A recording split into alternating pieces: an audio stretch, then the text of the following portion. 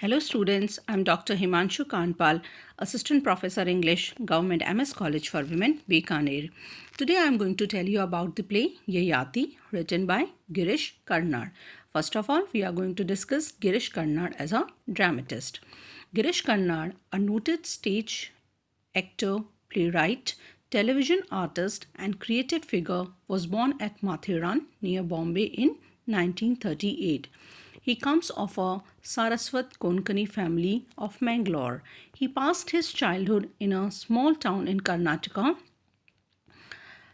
After his teens, his family moved to a big city.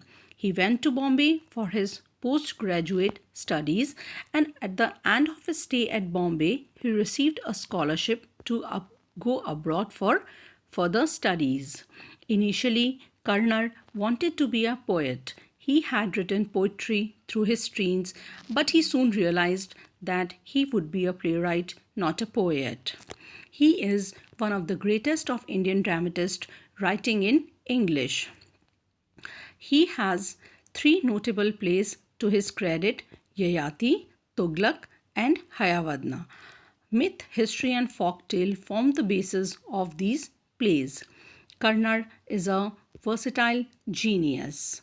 Tughlaq has been an immensely popular play and it raised him at once to the front rank of Indian dramatists in English. Today he towers head and shoulders above other writers in the field.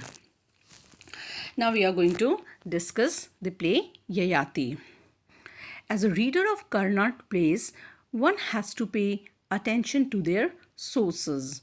Almost every text has a source in that the plot is derived from somewhere. The common sources of his plays include myth, folk tale, Puranas, historical chronicles, epics, etc. He seemed to have inspired from Shakespeare, who follows the same tendency of adapting recognized plots. The adaptation is normally a process of putting a source text into another genre, a kind of switch over. Many fictions have been transformed into successful plays or films and vice versa. It's a kind of reinterpretation of the canonical text, either by molding them into a different genre or relocating their cultural context. Besides, the more the adaptation deviates from the source text, the more creative and original it becomes. Karnad engages himself in what Janet calls transgeneric practice, is that adapting or reinterpreting mythic narratives, folk narratives, and historical chronicles into drama. He takes plots from these sources and delivers them in new dramatic forms. In that sense, all his plays are transpositions in which the original narratives are adapted with the aesthetic conventions of an entirely different generic process. Molded into a new form, these texts offer a new perspective of life which is relevant in the present context. Karnad derives plot from these sources because he feels that they are relevant and enable him to reflect on the contemporary social and political life in a more subtle and systematic way. So, in his first play, that is Yayati, it was published in 1961.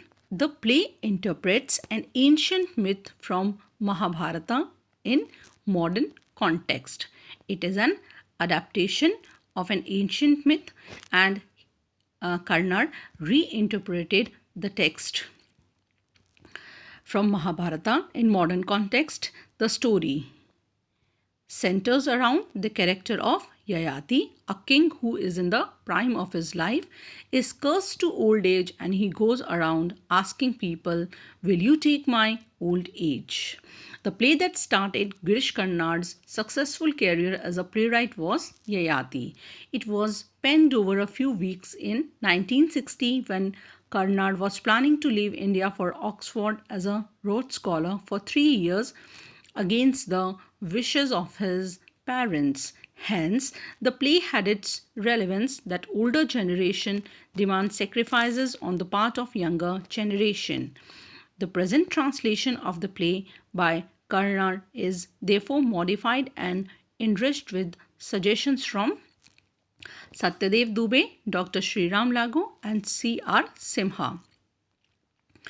Karnad found the myth of Yayati, Divyani, Sharmishtha rich in possibilities for the expression of psychological and physiological needs of human beings and social obligation. The myth of Yayati, Divyani, Sharmishtha has been continuously adapted in Indian literature. It has been turned into many plays and novels. Indian writers' fascination with the myth of Yayati still exists, and works based on the myth pour in every year, such as the popularity of myth of Yayati. However, Karnad's adaptation holds an important place in these outnumbering adaptations. He challenges the very authority of parents by inventing the character of Chitralekha, who questions the moral authority of Yayati in taking over her husband's youth on the very first night of their marriage.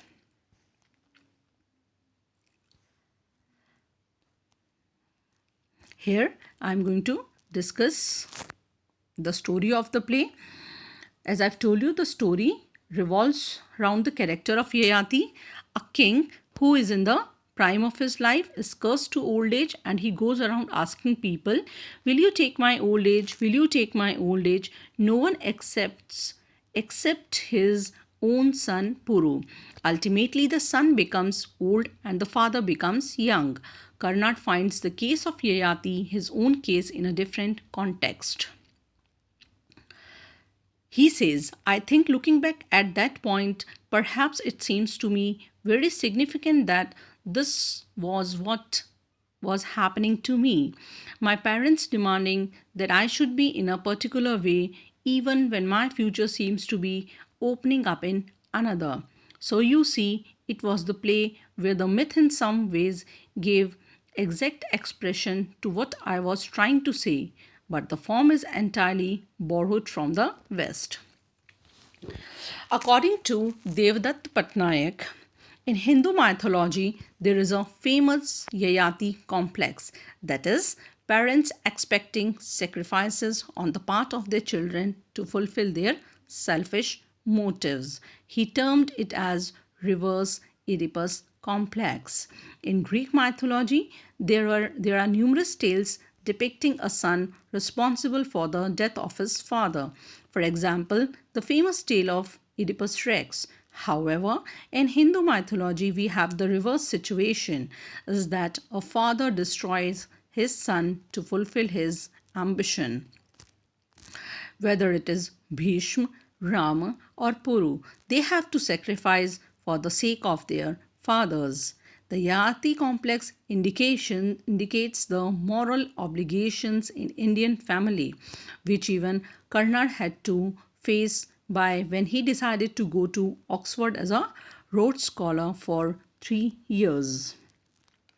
Hence, Karnad employed the myth to show the intricacies, the complexities of Indian family structure and challenge its moral authority, which makes sons like Puru to sacrifice their prime and precious thing to keep it intact.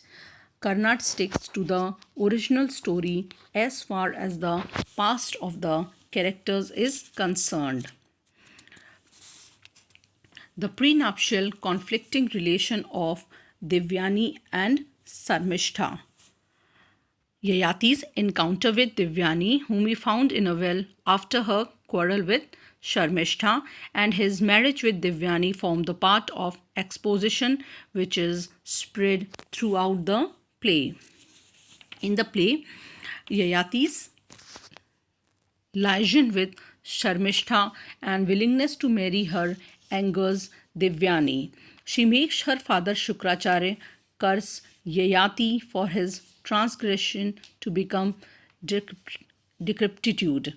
In the original story, Devyani learns about the marriage between Sarmishta and Yayati from their sons. So, interpolation is a common feature in adaptation. Karna too invents the character of Chitralekha as a wife of Puru.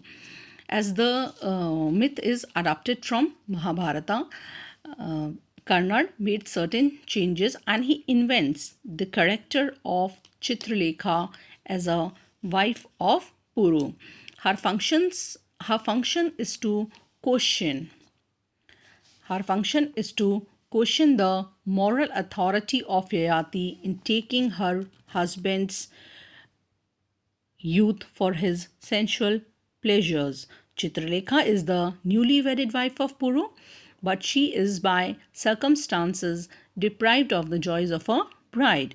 Puru and Chitralekha stay 2 days at a palace gates waiting for the auspicious hour.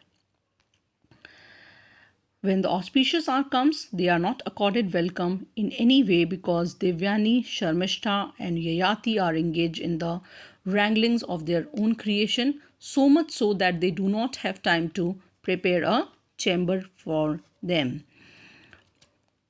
Chitralekha is very accommodating and intelligent.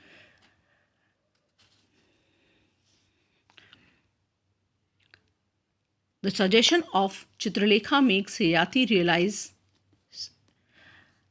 her function is to question the moral authority of Yayati in taking her husband's youth for his sensual pleasure. She suggests Yayati to take over the role of husband. The suggestion of Chitralekha makes Yayati realize his mistake and her suicide forces him to return Puru's youth. Swarnalata's character, like that of Chitralekha, is invented and runs parallel to the disenchantment experienced by the latter. She has lost her husband and thinks that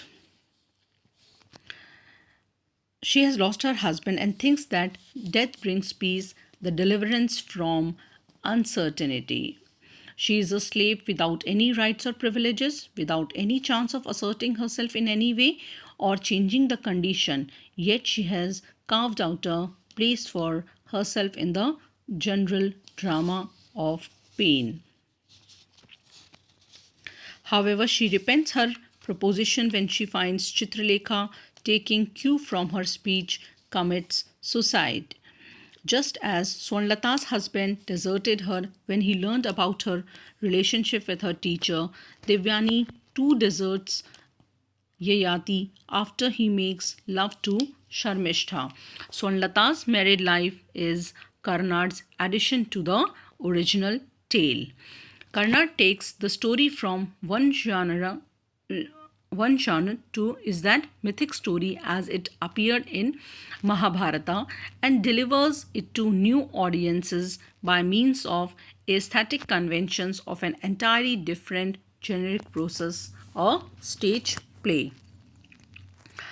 Yayati's story, which happened over many years, is shown to be happening in a very limited span of time in Karnad's Yayati. He had to cut or shorten many action units to focus on the core part of the myth, that is the transplantation of age. Most of the events are merely narrated and conveyed or suggested by the characters, the past of Devyani and Sharmishta, Shukracharya cursing Yayati, Puru's marriage, and many other events. The identity of Puru's mother is not revealed until the third and fourth act.